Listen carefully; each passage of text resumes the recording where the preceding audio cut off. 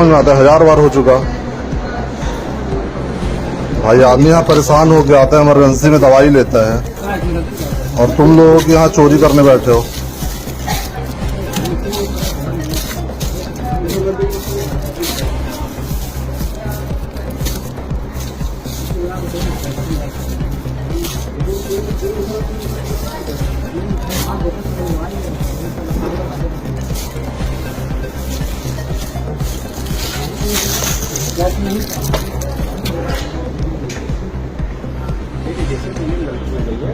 नहीं देने में गलती, अभी इसको रख लो, तुम मुझे नहीं चाहिए अभी ये। पहले मैं सोनल मैडम से बात करूंगा, उसके बाद लूंगा ये।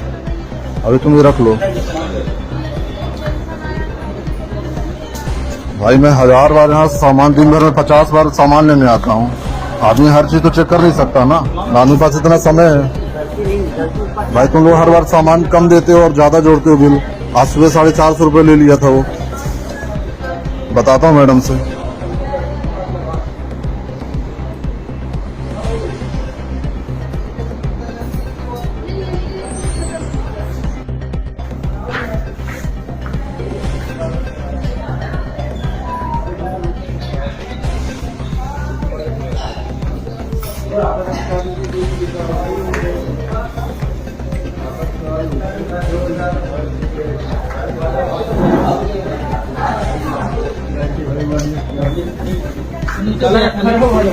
तुम चेक नहीं किया भाई, तुम अभी सुधर नहीं हो तुम लोग। हमरे बगले के आई हो, हमरे बगले के उनसे बात करें भाई। तुम लोग से पैसे तो नहीं मांगते, गलती हो जाती है सबसे। गेट नीचे पैसे नहीं मांगते तुम लोग, पैसे नहीं लिए हो। पैसा लिए हैं लेकिन अब तो दोबारा नहीं मांगते। नहीं तो दो का पैसा लिए हो, सामान एक दिए हो। ये तो मेरे साथ भी हुआ ना कई बार। ऐसे काम किए दवाई ना चेक करा है, दवाई मान लीजिए नहीं हो सकता है कि बहुत गलत नहीं है। देखिए सुनो मेरी बात सुनो, इनने चेक नहीं किया, इनने चेक नहीं किया, चेक मैंने किया था।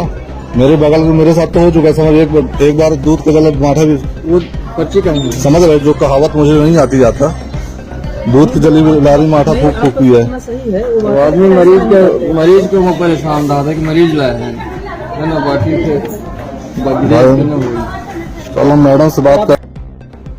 मेरा नाम अमित कुमार मिश्रा है। मैं प्रार्थना हॉस्पिटल रीवा में अपनी वाइफ की डिलीवरी के लिए आया था। 15 फरवरी 2025 को इनकी डिलीवरी हुई। हम घर चले गए।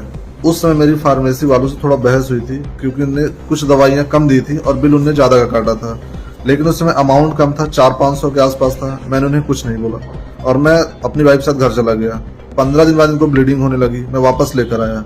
जैसे ही आया इनने 5-6 हजार मुझसे दवाइयां मंगवाई, बिल दिया, मैंने उनको दवाइयां दी और मैं लेके चला गया। जब मैं वार्ड में शिफ्ट हुआ, रूम नंबर 205, ये प्राइवेट वार्ड है, आप देख सकते हैं। यहाँ पर उन्होंने मुझे फिर से दवाइयाँ लिख के दी। मैं फार्मेसी वाले के पास गया। उन्होंने दवाइयाँ तो 2 दी, लेकिन बिल उनने 4 का जोड़ा। अब मैं चूंकि फ्री था, इनका इलाज हो चुका था, तो मैंने वहाँ पर दवाइयाँ अपनी चेक करी, क्या इनने सही दी है। तो मैंने देखा कि इनने फिर से दवाइयाँ मुझे कम दी है और पैसे इनने ज्यादा लिए हैं। इन्होंने 450 रुपये मुझे वापस किया। लड़ने झगड़ने के बाद मैं मैडम के पास गया, डॉक्टर सोना अग्रवाल के पास। उनने फार्मेसी वाले को बुलाया, उसको डांटा और बोला अगली बार से आपके साथ ऐसा नहीं होगा। मैं शाम को फिर से दवाइयाँ लेने गया, क्योंकि आप जानते हैं यहाँ दवाइयाँ लगती रहती है, कभी 4000 कभी 5000 की।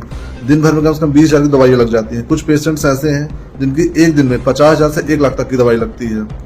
मैंने अपना बिल चेक किया तो मैंने फिर वीडियो रिकॉर्ड किया, क्योंकि इसमें आप देख सकते हैं सेकंड नंबर जो दवाई लिखी है, इसकी क्वांटिटी 3 लिखी है, लेकिन मुझे सिर्फ 2 ही दवाइयाँ दी गई थी।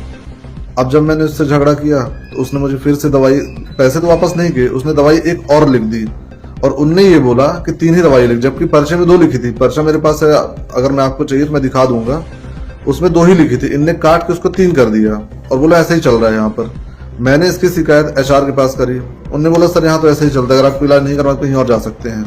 तो मैं ये जानना चाहता हूँ कि यहाँ पर एक तो प्राइवेट वार्ड का 4000 रुपये है, डॉक्टर की विजिट का 2000 रुपये है, नर्सिंग चार्ज है 500 रुपये और इंसेंटिव पता नहीं कौन कौन से चार्जेस जोड़ते रहते हैं। लगभग एक दिन का 10,000 रुपये खर्च हो रहा है। उसके बाद ये लोग दवाइयों में भी ऐसा कर रहे हैं। तो आदमी अगर बर्दाश्त करे तो कितना करे। गब्बर इज बैक जो मूवी आपने देखी है, सेम सभी जगह वही चल रहा है और रीवा में तो मुझे लगता है खास करके। तो रीवा में इसकी जांच जरूर करवाना चाहिए।